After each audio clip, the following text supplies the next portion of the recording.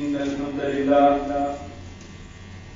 نحمده ونستعينه ونستغفره ونعوذ بالله من شرور أنفسنا ومن سيئات أعمالنا من يهده الله فلا مضل له ومن يضلل فلا هادي له وأشهد أن لا إله إلا الله وحده لا شريك له وأشهد أن محمدا عبده ورسوله أما بعد يا أيها الذين آمنوا اتقوا الله حق تقاته ولا تموتن إلا وأنتم مسلمون يا أيها الناس اتقوا ربكم الذي خلقكم من نفس واحدة وخلق منها زوجها وبث منهما رجالا كثيرا ونساء واتقوا الله الذي تساءلون به والأرحام إن الله كان عليكم رقيبا يا أيها الذين آمنوا اتقوا الله وقولوا قولا سديدا يصلح لكم أعمالكم ويغفر لكم ذنوبكم ومن يطع الله ورسوله فقد فاز فوزا عظيما أما بعد فإن خير الحديث كتاب الله وخير الهدي هدي محمد صلى الله عليه وسلم وشر الأمور محدثاتها وكل محدثة بدعة وكل بدعة ضلالة وكل ضلالة في النار أما بعد اللهم إني أسألك علما نافعا ورزقا طيبا وعملا متقبلا اللهم أصلح لي ديني الذي هو عصمة أمري وأصلح لي دنياي التي فيها معاشي وأصلح لي آخرتي التي فيها معادي واجعل الحياة زادة لي من كل خير واجعل الموت راحة لي من كل شر اللهم إني أعوذ بك من جهد البلاء ودرك الشقاء وسوء القضاء وشماتات الأعداء اللهم إنا نجعلك في نحورهم ونعوذ بك من شرورهم ربنا لا تزغ قلوبنا بعد إذ هديتنا وهب لنا من لدنك رحمة إنك أنت الوهاب اللهم لا سهل إلا ما جعلته سهلا وأنت تجعل الحزن سهلا إذا شئت بے شک تمام تعریف اکیلے اللہ وحدہ شریک کے لیے سزاوار ہے ہم اس کی حمد بیان کرتے ہیں مجھ سے مدد طلب کرتے ہیں مجھ سے توبہ کرتے ہیں مجھ سے مغفرت طلب کرتے ہیں ہم اللہ رب العالمین کی ایسی حمد بیان کرتے ہیں جو مکمل مسلسل مسلسل ہو اور اس کی ایک بعد دیگر نازل ہونے والی نعمتوں کا شکر ادا کرتے ہیں ایسا شکر جس میں مسلسل اضافہ ہوتا رہے اور بے پناہ درود و سلام اللہ کے نبی صلی اللہ علیہ وسلم اور آپ کے اصحاب پر اللهم صل على محمد وعلى ال محمد كما صليت على ابراهيم وعلى ال ابراهيم انك حميد مجيد اللهم بارك على محمد وعلى ال محمد كما باركت على ابراهيم وعلى ال ابراهيم انك حميد مجيد حاضرین جمعہ میرے دینی اسلامی بھائیوں اور پردہ نشین خواتین و حضرات میری ماں و بہنوں آج کے خطاب کا عنوان جشن عید میلاد کی حقیقت اور ہماری ذمہ داریاں قال حدثنا محمد بن سنان قال حدثنا علي قال حدثنا محمد بن سنان قال حدثنا فريد قال حدثنا هلال بن علي عن عطاء بن يسار عن أبي هريرة رضي الله عنه أن رسول الله صلى الله عليه وسلم قال كل أمتي يدخلون الجنة إلا من أبى قالوا يا رسول الله صلى الله عليه وسلم من يابى قال من أتاني دخل الجنة ومن أتاني فقد أبى رواه البخاري محترم حضرین اللہ کے نبی صلی اللہ علیہ وسلم نے فرمایا کل امتی یدخلون الجنہ کہ میری امت کا ہر شخص جنت پہ جائے گا الا من ابا سوائے اس کے جو انکار کر رہا قالوا یا رسول اللہ صلی اللہ علیہ وسلم ومن یابا تو صحابہ اکرام رضی اللہ عنہ نے عرض کیا اللہ کے نبی صلی اللہ علیہ وسلم بھلا دنیا میں ایسا کون سا شخص ہے جو جنت میں جانے سے انکار کر دے؟ قال تو آپ صلی اللہ علیہ وسلم نے فرمایا من اتانی دخل الجنہ کہ جس نے میری اطاعت کی وہ جنت میں گیا، ومن اتانی فقد ابا اور جس نے میری اطاعت نہیں کی اس نے جنت میں جانے سے انکار کیا۔ معلوم یہ ہوا کہ دین اسلام پر عمل کرتے وقت اس بات کا خاص خیال رکھا جانا چاہیے، خاص خیال رکھا جائے گا کہ ہر عمل میں اللہ کے نبی صلی اللہ علیہ وسلم کی اطاعت لازم، ضروری اور شرط، تبھی آپ کا وہ عمل قبول ہوگا اور آپ کو جنت میں لے جائے گا۔ اگر اللہ کے نبی صلی اللہ علیہ وسلم کی اطاعت نہیں پائی گئی تو کیا ہوگا؟ گویا ہم خود انکار کر رہے ہیں کہ ہمیں جنت میں نہیں جانا، چاہے مسئلہ نماز کا ہو یا زکوٰۃ کا یا روزے کا ہو یا حج کا یا رمضان کا ہو یا شعبان کا یا والدین کے حقوق ہو یا اہل و عیال کے یا لوگوں کے حقوق یا عیدین ہو یا جشن میلاد، ہر مسئلہ اتباع رسول کا محتاج ہے۔ ہر مسئلے میں اطاعت رسول کا ہونا ضروری ہے۔ اگر اطاعت رسول نہیں پائی گئی تو اس کا مطلب یہ نکلے گا صاف طور پر کہ ہم خود انکار کر رہے ہیں کہ ہمیں جنت میں نہیں جانا۔ وہ جنت میں نہیں جائے گا یہ نہیں کہا جا رہا، حدیث میں کیا بتایا گا؟ من اتانی فقد ابا، وہ خود انکار کر دے گا مجھے جنت میں نہیں جانا۔ اب آپ دیکھ لیجئے جشن عید میلاد کا جو مسئلہ ہے اس میں اطاعت رسول تو جانے دیجیے، لوگ رسول کی مخالفت سے بھی خوف نہیں کھاتے، اللہ کے نبی صلی اللہ علیہ وسلم کی مخالفت کرنے سے بھی ڈرتے نہیں ہیں، اتنی سرکشی اختیار کر لی ہے۔ کیا محبت رسول کا یہ تقاضا ہے کہ آپ کی نافرمانی کی جائے، آپ کی اطاعت نہ کی جائے؟ ہرگز نہیں۔ محترم حاضرین، یہ بڑا ہی پیچیدہ اور حساس مسئلہ ہے کیونکہ اس کا تعلق محبت رسول سے ہے، نبی کریم صلی اللہ علیہ وسلم کی محبت سے ہے، اور نبی سے محبت ہونا یہ ایک فطری بات ہے۔ ہر مسلمان کو نبیوں سے محبت ہوتی ہے، اپنے نبی سے تو خاص طور سے محبت ہوتی ہے۔ آپ یہود کو اٹھا کے دیکھ لیجئے، آپ نصارہ کو اٹھا کے دیکھ لیجئے، وہ بھی اپنے نبیوں سے محبت رکھتے ہیں، تو نبی سے محبت ہونا ایک فطری بات ہے۔ ہوتا کیا ہے کہ جشن میلاد والے اس شخص کو کافر اور مسلمان ہی نہیں مانتے، یعنی کافر مانتے مسلمان ہی نہیں مانتے جو جشن میلاد کا جشن نہ منائے، یعنی میلاد کا جشن نہ منائے۔ ایک پہلو یہ ہے۔ دوسرا یہ ہے کہ اہل توحید ہے، جو ایسا عمل کرے اسے نیسے قطعی سے بدعتی مانتے ہیں، اسے بدعت مانتے ہیں۔ ایسے حالات میں مسلمان کرے تو کیا کرے؟ ایک سادہ نو مسلمان کے پاس کون سا راستہ ہے کہ وہ اس پیچیدہ مسئلے میں، حساس مسئلے میں ایسا عمل کرے جس کا اس کا دل مطمئن رہے کہ ہاں میں اس مسئلے میں حق پر ہوں، ہاں میرے پاس اس مسئلے میں جو رائے تھی ایک دم صحیح تھی، اور اس کا آسان سا واحد حل ایک ہی ہے اور وہ ہے منہج سلف۔ ہر مسئلہ ہماری زندگی کا منہج سلف کا محتاج ہے۔ ہمیں ہر مسئلے میں منہج سلف معلوم ہونا چاہیے، ہمیں معلوم ہوگا وہاں ہم سے غلطی نہیں ہوگی، اور جہاں منہج سلف معلوم ہوگا آپ دیکھ لیجئے وہاں اختلاف بھی نہیں ہوگا۔ اختلاف ہوتا ہی وہاں ہے جہاں دو میں سے ایک شخص، ایک بندہ منہج سلف سے انحراف کر جاتا ہے۔ اب جشن عید میلاد کے مسئلے میں منہج سلف کیا ہے؟ صحابہ اکرام کا منہج کیا ہے؟ صحابہ اکرام اس مسئلے میں کیا سوچتے تھے، غور و فکر کرتے تھے؟ بس یہ جان لے پورا مسئلہ حل۔ اس مسئلے میں اللہ کے نبی صلی اللہ علیہ وسلم کی سنت اور صحابہ اکرام کی سنت کو چھوڑا جاتا ہے۔ وَأَنَّ هَذَا صِرَاطِ مُسْتَقِيمًا فَاتَّبِعُوهُ وَلَا تَتَّبِعُوا السُّبُلَ فَتَفَرَّقَ عَنْ سَبِيلِهِ، کہ یہ میری سیدھی راہ ہے، تم اس کو لازم پکڑو، اس کو مت چھوڑو اور دوسری راہوں پر مت چلو۔ اگر تم دوسری راستوں پر چلو گے تو وہ تمہیں بھٹکا دے گی، گمراہ کر دے گی۔ تو آپ دیکھیں صحابہ اکرام رضوان اللہ اجمعین کے نزدیک اللہ کے نبی صلی اللہ علیہ وسلم کی آمد ایک مشن تھا۔ انبیاء کی آمد امتیوں کے لیے ایک مشن ہے۔ کیوں؟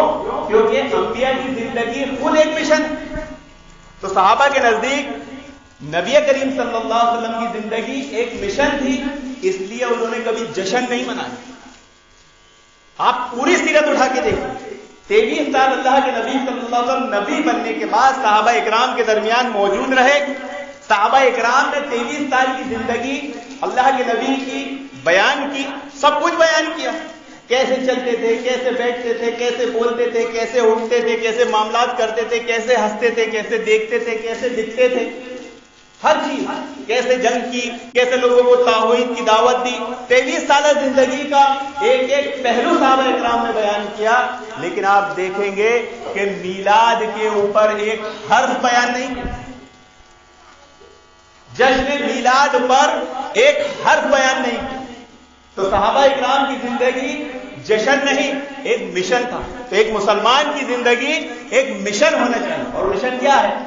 وہ مشن یہ ہے کہ آدمی اس دنیا میں زندگی گزارے تو توحید پر گزارے۔ اس کا مشن یہی ہے کہ اس کا خاتمہ بالخیر ہو جائے، اس کا خاتمہ اس انداز میں ہو کہ اس کی زبان پہ کلمہ آ جائے، یہی اس کا مشن ہونا چاہیے۔ اور جب خاتمہ بالخیر ہو گیا تو مشن پورا ہو گیا۔ اب آدمی کا دل ہی نکل گیا تو جشن کدھر منائے گا؟ جو پوری زندگی مشن پہ گزارے گا اور خاتمہ بالخیر اس کا ہو گیا، کلمے پر ہو گیا، حالت ایمان میں اس کی روح پرواز کر کے اللہ رب العالمین کے حضور پہنچ گئی، تو جشن منانے کا موقع ملا؟ نہیں ملا۔ اب جشن کدھر ہوگا؟ جنت میں ہوگا۔ تو صحابہ اکرام کی زندگی آپ اٹھا کر دیکھیں گے تو وہ با مقصد زندگی تھی جس میں مشن تھا، جشن نہیں۔ اور باعمل لوگوں کی زندگی ایسے ہی ہوتی ہے، بے عمل لوگ مشن کو چھوڑ کر جشن مناتے۔ تو یہ وہ پہلو ہے محترم حاضرین جس کو ہمیں اپنے دل و دماغ میں بٹھانا ہے کہ ہماری زندگی کا مقصد مشن ہے، مشن ہے، مشن ہے، نہ کہ جشن۔ ہماری زندگی کا مقصد مشن۔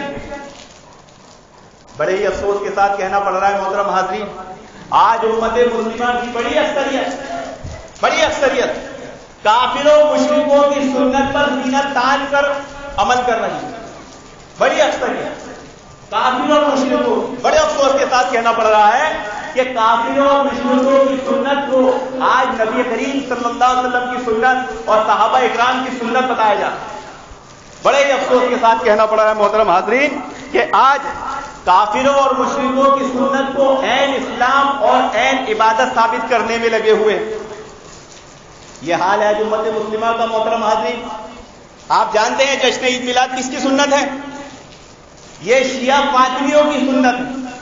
اب بعض حضرات اعتراض کر سکتے ہیں، اشکال پیش کر سکتے ہیں، کہہ سکتے ہیں ہاں کیا ہوا، شیعہ فاطمیوں کی سنت ہے تو وہ بھی تو مسلمان ہیں، انہیں بھی تو مسلمان شمار کیا جاتا ہے، وہ بھی تو مسلمانوں کا فرقہ ہے۔ ٹھیک ہے، مسلمان شمار کیا تھا، مسلمانوں کا فرقہ، ٹھیک ہے، لیکن یہ بھی تو دیکھو کہ انہوں نے سنت لیے کہاں سے؟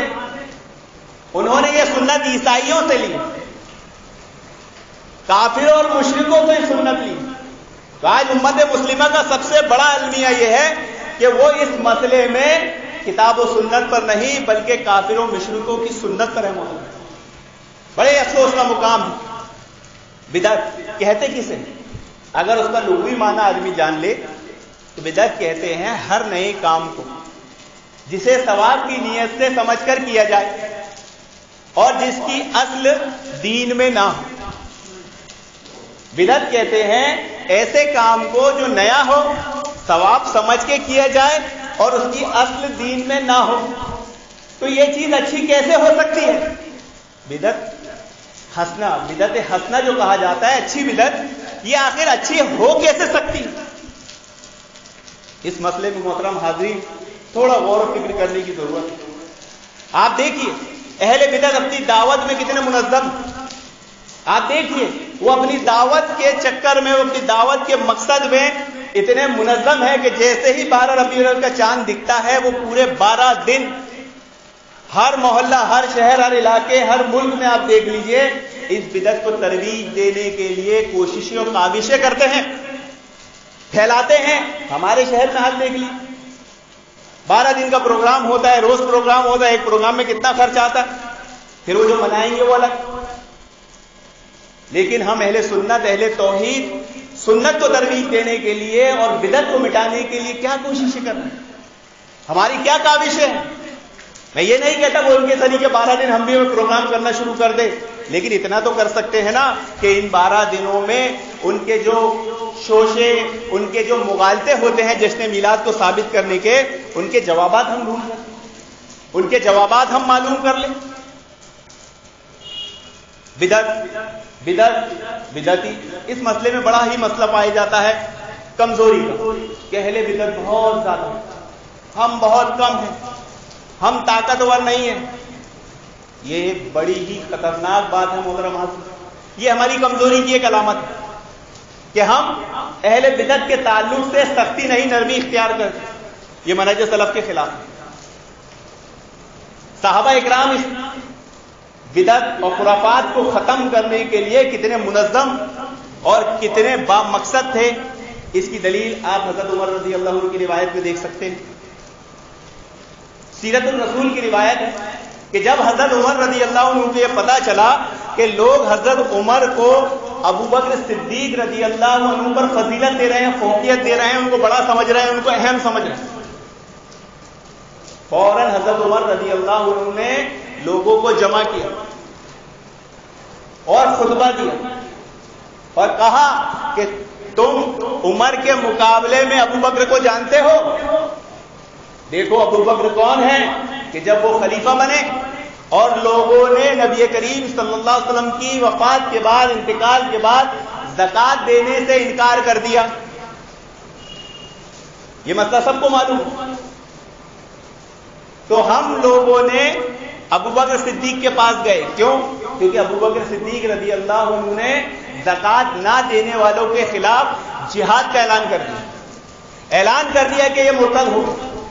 دیکھیے بہت غور و فکر کا مقام ہے کہ صحابہ اکرام کی بڑی جماعت، اس میں سے حضرت عمر رضی اللہ عنہ جیسی شخصیت رہنمائی کر کے، لیڈر بن کے، گروپ بنا کے ابو بکر صدیق کی خدمت میں گئی اور کہا کہ دیکھیے تعداد میں ہم کم ہیں، وہ زیادہ ہیں اور وہ کلمہ شریک ہے، وہ کلمہ پڑھنے والے ہیں، ہمیں ان سے قتال نہیں کرنا چاہیے کیونکہ اللہ کے نبی صلی اللہ علیہ وسلم ہمارے درمیان موجود تھے، آپ پر وحی آتی تھی، ہم فوراً جہاد کے لیے نکل جاتے تھے. اب جہاد، اب وحی کا سلسلہ ختم ہو گیا، اب ہمارے پاس صریح نص قطعی سے دلیل نہیں آتی، تو ایسی صورت میں آپ خاموشی اختیار کریں اور گھر میں بیٹھیں. یہ حضرت عمر رضی اللہ عنہ اکیلے نہیں کہہ رہے، صحابہ اکرام کی ایک بڑی جماعت ان کے ساتھ ہے. حضرت ابو بکر صدیق رضی اللہ عنہ نے کیا کہا معلوم ہے؟ کیا تم سب کی یہی رائے ہے؟ کہا ہاں ہم سب کی یہی رائے ہے. تو کہا تمہاری اس رائے کے مقابلے میں اس بات کو پسند کرتا ہوں کہ میں آسمان سے گرا دیا جاؤں اور مجھے پرندے کھا کھا کر اچک لے جائیں، کہ تم کم تعداد پر سامنے والے کی زیادہ تعداد پر گھر بیٹھنے اور خاموش ہونے کا مجھے مشورہ دیتے ہو. شیطان بھی تمہارے ساتھ تمہاری سواری پر سوار ہو چکا ہے. ایسی بے شمار دلائل ہیں کتاب و سنت میں، ایسے بے شمار واقعات ہیں تاریخ میں جب ایک چھوٹے سے لشکر کو اللہ رب العالمین نے بڑے لشکر پر غالب کر دیا. تو بدعات اور خرافات کے تعلق سے محترم حاضرین، منہج سلف یہ ہے کہ اس میں تعداد نہیں دیکھنا چاہیے. اگر جو لوگ یہ سمجھتے ہیں نہیں اس کے نقصانات بہت ہیں، تو ظاہر سی بات ہے کہ جب آپ فتنوں سے لڑیں گے تو اس کا رپلائی آپ پر بھی آئے گا، نقصان ہوگا، لیکن اس سے بڑا نقصان آپ کا ہے. جو لوگ منکرات کو دیکھ کر خاموش رہتے ہیں اور ان کا رد نہیں کرتے اور سمجھتے ہیں ہم کمزور ہیں، ہماری تعداد کم ہے، وہ زیادہ ہیں اور ایسا ہو جائے گا ویسا ہو جائے گا، اس کی مثال پیارے رسول صلی اللہ علیہ وسلم نے دی ہے. صحیح بخاری کی روایت ہے. ایسے لوگوں کی مثال ایسی ہے کہ جنہوں نے مشورہ کیا ایک سفر کا اور ایک ناؤ میں سوار ہوئے. کچھ لوگ اوپر سوار ہوئے اور کچھ نیچے، کچھ لوگ اوپر سوار ہوئے کچھ نیچے. جب نیچے والوں کو پانی کی حاجت اور ضرورت پڑی تو وہ ڈول لے کر اوپر گئے، ناؤ سے پانی نکالا، نیچے لائے تو اوپر والوں کو تکلیف ہونے لگی. انہوں نے اعتراض کیا تمہارے پانی نکالنے سے ہمیں تکلیف ہوتی. تو نیچے والے نے کلاڑی اٹھایا اور نیچے ہی ناؤ میں چھید کرنے لگا، ہول کرنے لگا. اوپر سے ایک شخص آیا، کہنے لگا یہ کیا کرتے؟ بولے میرے پانی لینے سے تمہیں تکلیف ہو رہی، اب میں کیا کروں؟ تو میں نیچے کا قبول کر لیتا ہوں, یہاں سے لے لوں گا. پیارے رسول صلی اللہ علیہ وسلم نے فرمایا کہ اگر اس نے اس کا ہاتھ پکڑ لیا اور روک لیا تو وہ بھی فلاح پایا اور یہ بھی, اور اگر ہاتھ نہیں پکڑا چھوڑ دیا تو وہ بھی ہلاک ہوگا اور یہ بھی. تو یہ مت سمجھنا کہ ہم بدعت نہیں کرتے, ہم اہل بدعت کا ساتھ نہیں دیتے اور ان کو کرنے دو. تو جب وہ بدعت کریں گے اور جو فتنے فساد اب برپا ہوں گے اس میں آگے جا کر آپ بھی پسنے والے. اسے کہتے ہیں گیہوں کے ساتھ گھل پسنا. ہاں, اس مسئلے میں ایک پہلو کو سمجھنا بہت ضروری ہے, اور وہ یہ کہ بدعت کو ختم کرنا چاہیے یا روکنا چاہیے. بدعت کے معاملے میں جو غلط تصور ہم میں پایا جاتا ہے منہج سلف نہ ہونے کی وجہ سے, وہ یہ ہوتا ہے کہ ہم جب دیکھتے ہیں جشن میلاد کی جو بدعت آج پوری دنیا میں رائج ہو چکی ہے, عرب ملک کو چھوڑ کے, اتنی بڑی تعداد سے اس بدعت کو ختم کرنا ناممکن بات ہے. یہ دیکھتے کے ساتھ ہر انسان کے دل و دماغ میں ایک بات ضرور آئے گی, فطری بات ہے, ناممکن ہے, ناممکن ہے. تو یہ غلطی ہماری ہے محترم حاضرین کہ ہم بدعت کو, خرافات کو اور مسائل کو ختم کرنے کی کوشش کرتے ہیں. یہ منہج سلف کے خلاف ہے. صحابہ اکرام ختم کرنے کی کوشش نہیں کرتے تھے, وہ روکتے تھے. روکنا بدعت خرافات کو ختم کرنے سے زیادہ آسان ہے. برائی کو روکنا اس کو ختم کرنے سے زیادہ آسان ہے. آپ مشاہدہ کر کے دیکھ لیجیے, کسی بھی برائی کو آپ ختم کرنے جائیں گے اس کا رزلٹ بہت خطرناک آئے گا, لیکن اگر روکیں گے تو آپ کو بہت سارے فائدے نظر آئیں گے. تو اس مسئلے کو نہیں سمجھنے کی وجہ سے ہم ہمت ہار کے بیٹھ جاتے ہیں یا ہم غلط اقدام کر لیتے ہیں اور ختم کرنے کی شروعات کر دیتے ہیں, جس سے فتنے فساد برپا ہو جاتے ہیں. صحابہ اکرام روکتے تھے. دلائل, جب حضرت عمر رضی اللہ عنہ نے دیکھا کہ لوگ ایک جھاڑ کے نیچے نماز پڑھ رہے, حضرت عمر نے جھاڑ کو کٹوا دیا. لوگ کیا سمجھتے ہیں حضرت عمر نے اس بدعت کو ختم کر دیا, اس عمل کو ختم کر دیا. نہیں, حضرت عمر نے یہاں روکا ہے, ختم نہیں کیا ہے. ابھی لوگ نماز پڑھ رہے, ابھی کوئی شرک و بدعت نہیں ہو رہا تھا, کوئی خطرہ لاحق نہیں تھا, لیکن آنے والی امتیں, آنے والی نسلیں ایسا عمل کرے گی کہ آگے جا کے اس درخت کی عبادت کی جا سکتی ہے. اس خطرے کی بنیاد پر حضرت عمر نے اس جھاڑ کو کٹوا دیا, یعنی اس عمل سے لوگوں کو روک دیا. صحابہ اکرام روکتے تھے. مثال کے طور پر جتنے لوگ بیٹھے, ہم سب اس بدعت سے روکیں گے اپنے طور پر. میں رک گیا, میرا اہل و عیال, میرا گھر, میرا خاندان رک گیا, آپ رک گئے, یہ رک گئے, یہ رک گئے, رک گئے, تو کیا ہوگا؟ ایک بڑی تعداد اس بدعت سے رکنے لگی, اہل بدعت کی کمر ٹوٹنے لگی. ہم ختم کرنے کی کوشش نہ کریں, ہم روکنے کی کوشش کریں. جب ہم روکنے کا تصور لے کر, روکنے کی ذہنیت سے جائیں گے, انشاءاللہ ہم جا کر لوگوں کی دھیرے دھیرے ایک ایک آدمی کی اصلاح کریں. اس درمیان اگر ایک آدمی کو ہم نے مسئلہ سمجھا دیا, وہ رک گیا, وہ رک گیا, وہ رک گیا, وہ رک گیا, بہت سارے لوگ رک جائیں گے, اور کیا ہوگا؟ وہ بدعت آہستہ آہستہ ختم ہونے کے در پہ آ جائے گی, یا کم سے کم اہل بدعت کی کمر ٹوٹ جائے گی. عبداللہ ابن عباس کو دیکھیں, حضرت ابو بکر صدیق کو دیکھیں, حضرت علی کو دیکھیں, کہ جب لوگوں میں یہ عقیدہ عام ہو گیا کہ قربانی کرنا فرض ہے, جبکہ سنت ابراہیم میں سنت رسول ہے. ابھی کوئی بہت بڑا مسئلہ تھا, لیکن اس کو فرض سمجھنے لگے, آگے جا کے بہت بڑا مسئلہ کھڑا ہو جائے گا. تو ابو بکر صدیق, حضرت عمر, حضرت عبداللہ ابن عباس قربانی کی استطاعت رکھنے کے باوجود بھی قربانی نہیں کرتے تھے. لوگوں کو روکتے نہیں تھے, خود رکتے تھے, تعلیم دینے کے لیے کہ یہ سنت ہے, یہ فرض نہیں ہے. تو بدعت کو روکنا یا بدعت سے رکنا ختم کرنے کے مقابلے میں زیادہ آسان ہے. جب مسلمانوں کا یہ عقیدہ, یہ منہج بن گیا کہ جس جنگ میں خالد بن ولید رضی اللہ عنہ ہوتے ہیں مسلمان وہ جنگ جیتتے ہیں, حضرت عمر رضی اللہ عنہ نے کیا کیا؟ خالد بن ولید کو معزول کر دیا, روک دیا, رک گئے. تو بدعت خرافات سے رک جانا اس کو ختم کرنے سے زیادہ آسان ہے.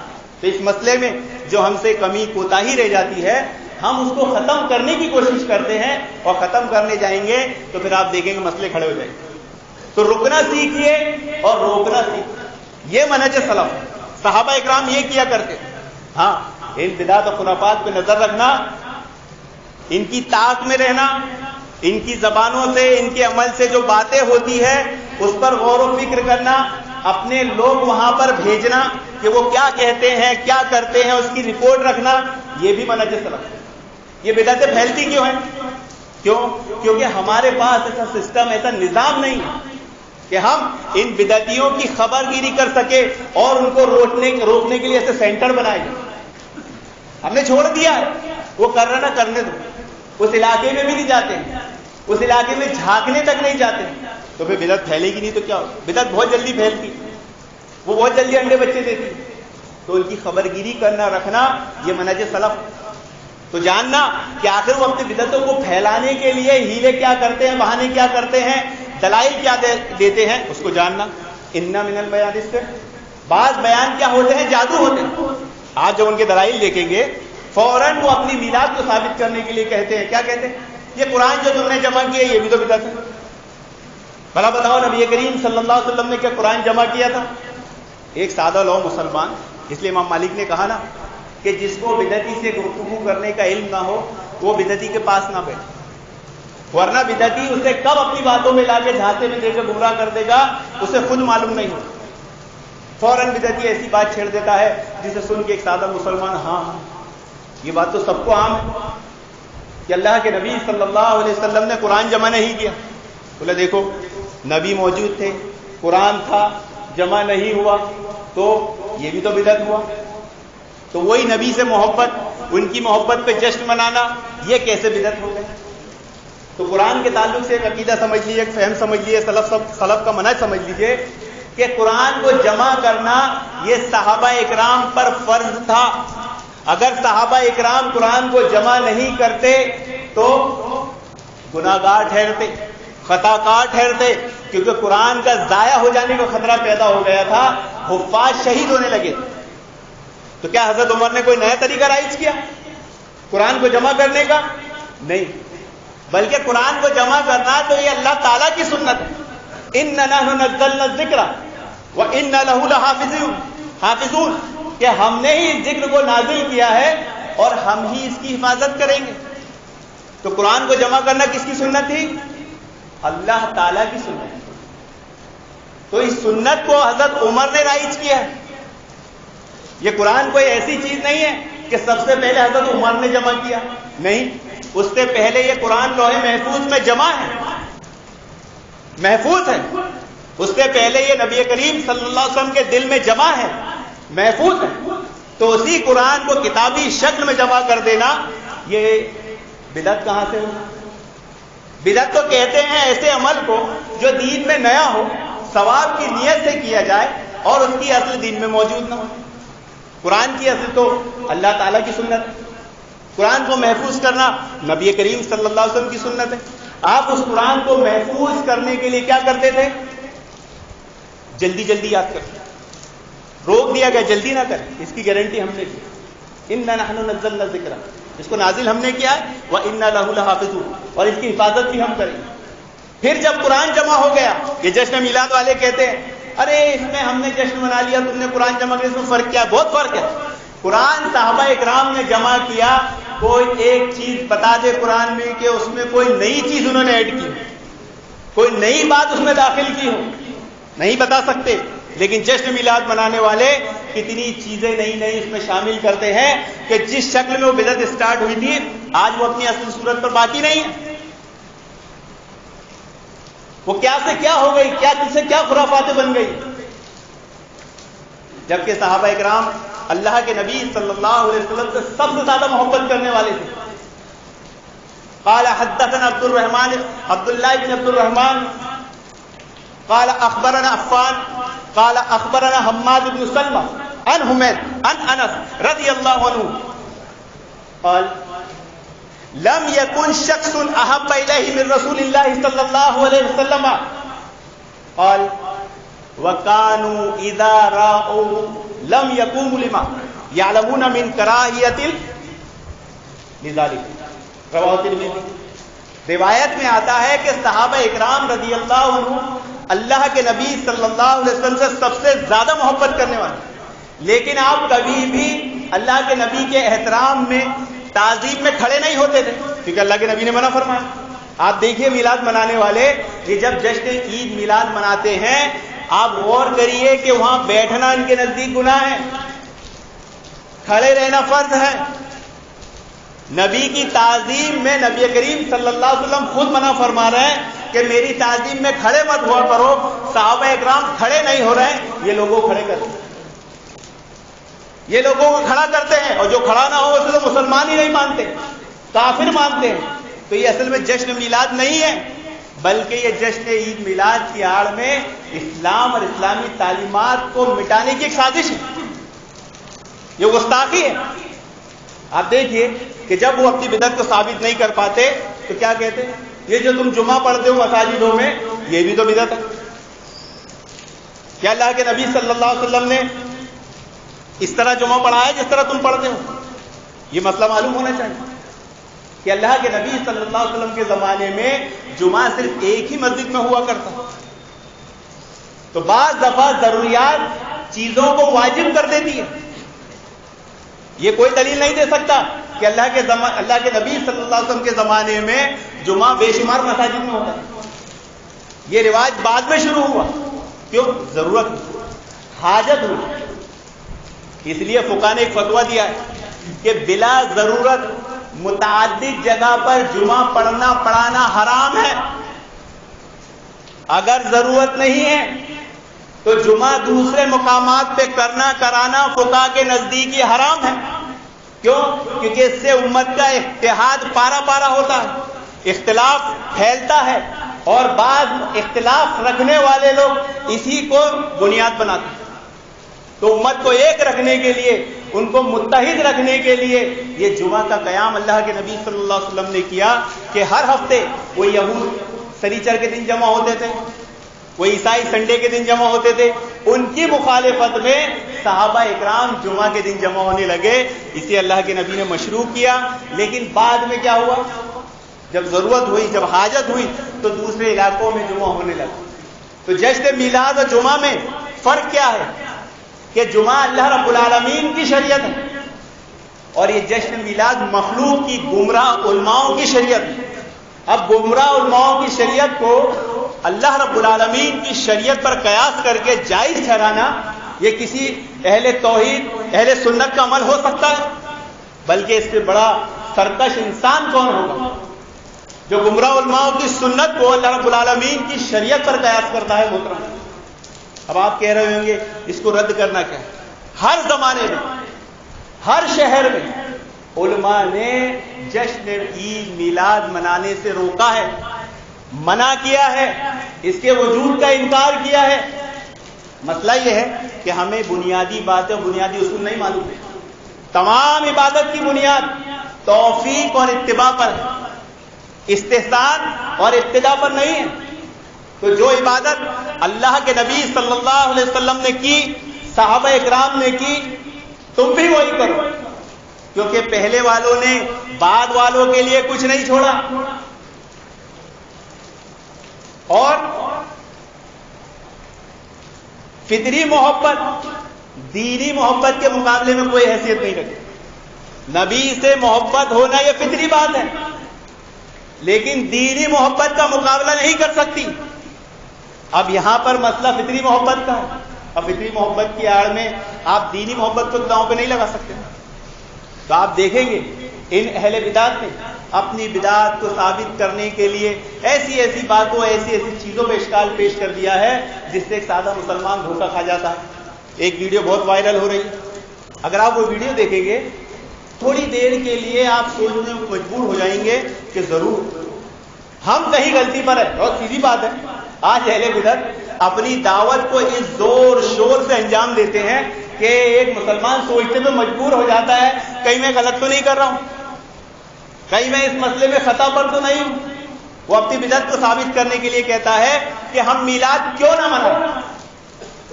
تو آئیے قرآن دیکھتے ہیں کہ قرآن میں یہ منع ہے. تو بولے جواب آتا ہے نہیں. کیا حدیث میں منع ہے؟ تو جواب آتا ہے نہیں. صحابہ نے منع کیا تو جواب آتا ہے نہیں. اصل میں یہ سارے لوگ ایکٹر ہوتے، ایکٹنگ کر رہے ہوتے، ان کے پاس کوئی دلائل نہیں ہوتی. اس انداز میں گفتگو کرتے ہیں جیسے کسی کو جادو دکھا رہے ہیں، شبد بازی کر رہے ہیں. کہتے ہیں اسلام 4 چیزوں کا نام ہے. ایک سادہ مسلمان سنے گا نا اس اصول کو، سنتے کے ساتھ ڈر جائے گا. پیارے رسول صلی اللہ علیہ وسلم نے جو فرمایا وہ اسلام، جو کیا وہ اسلام، جس سے منع کیا وہ اسلام، اور جس سے منع نہیں کیا وہ بھی اسلام.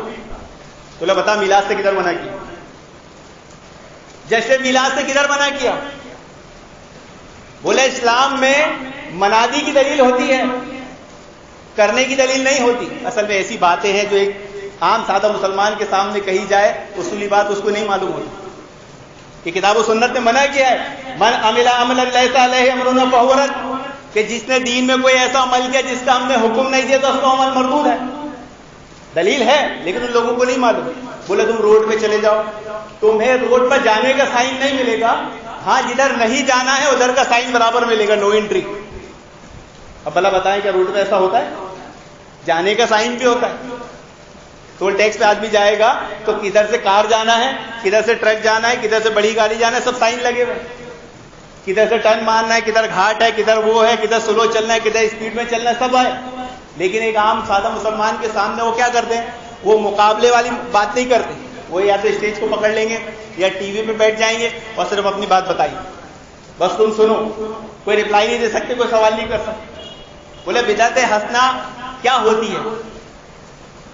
اچھی سنت. حدیث میں کیا آتا ہے؟ من سن فی الاسلام سنتا حسنہ، کہ جس نے اچھی سنت رائج کیا اور اس پر جن لوگوں نے عمل کیا ان سب یعنی اس کے عمل کا ثواب اس کو ملتا رہے گا جس نے اس عمل کو رائج کیا تھا.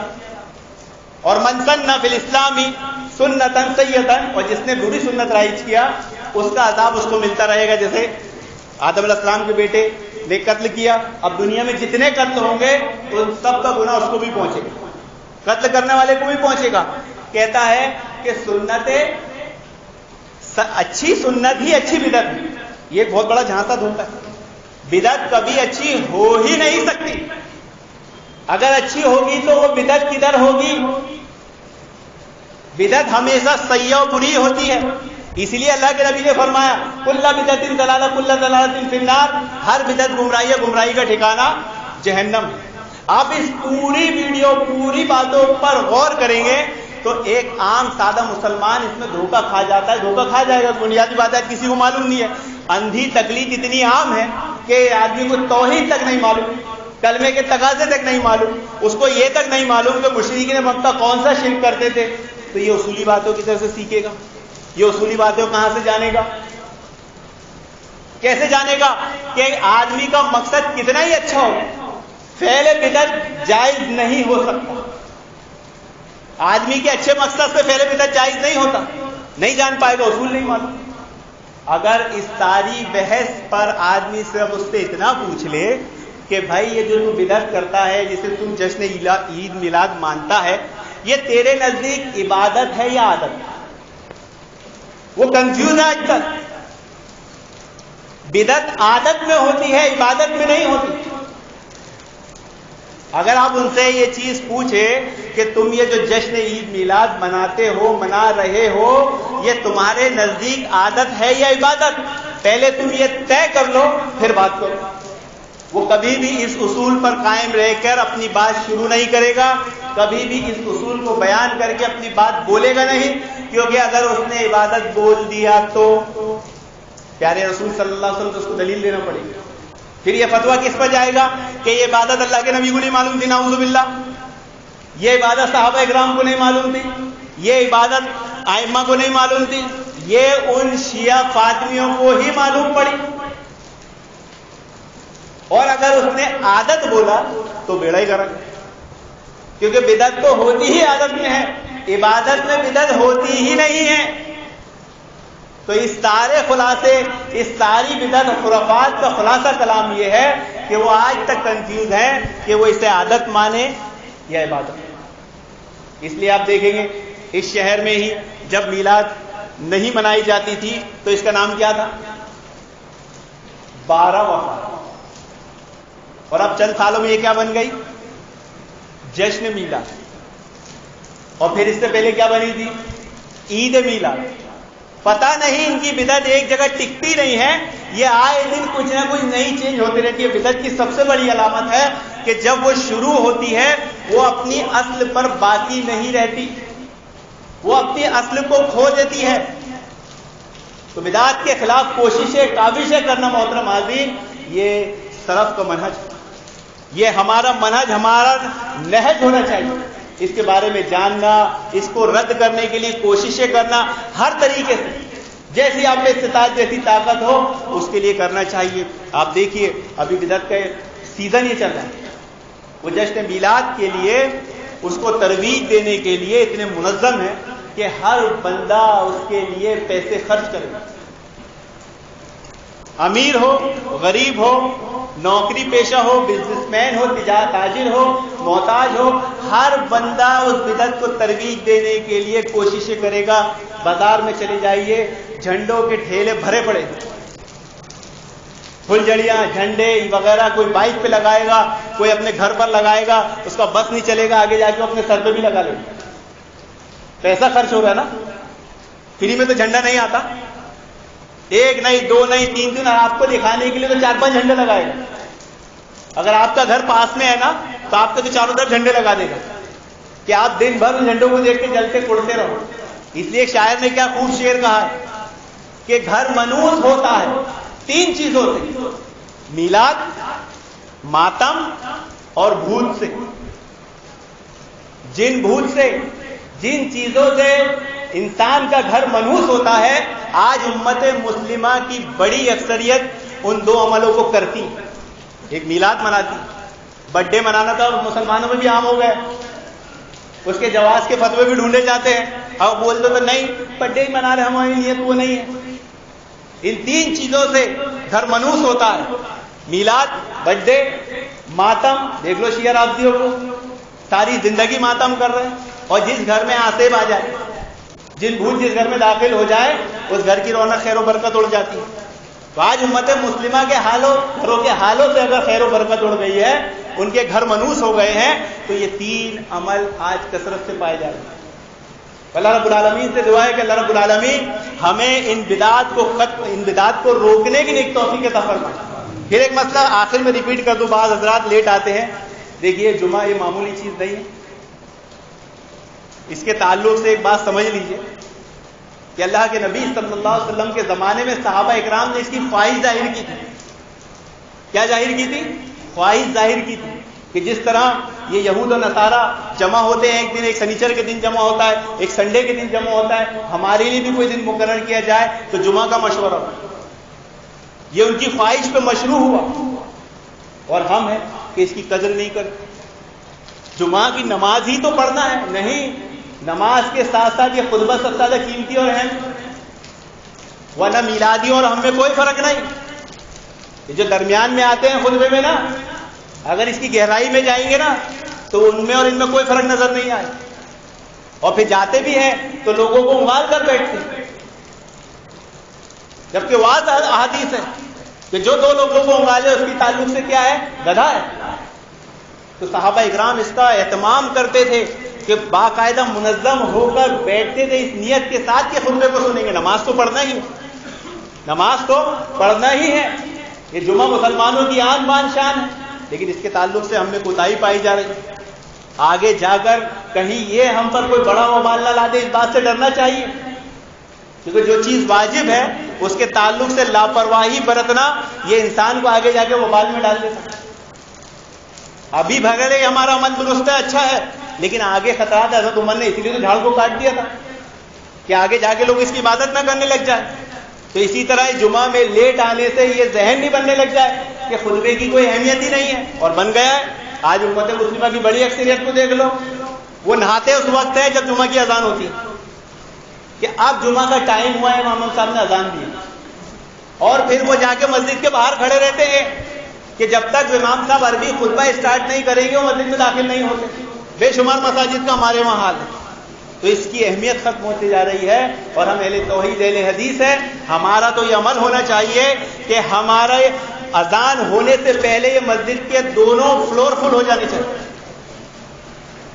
دونوں فلور.